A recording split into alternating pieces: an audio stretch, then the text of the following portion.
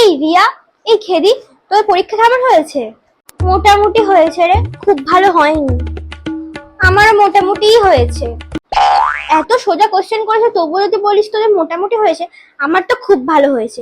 আচ্ছা শোন, এই 5 দাগের কোশ্চেনের উত্তরটা কত হয়েছে? 80 তো? না, 40 হয়েছে। তোর? আমারও 40ই হয়েছে।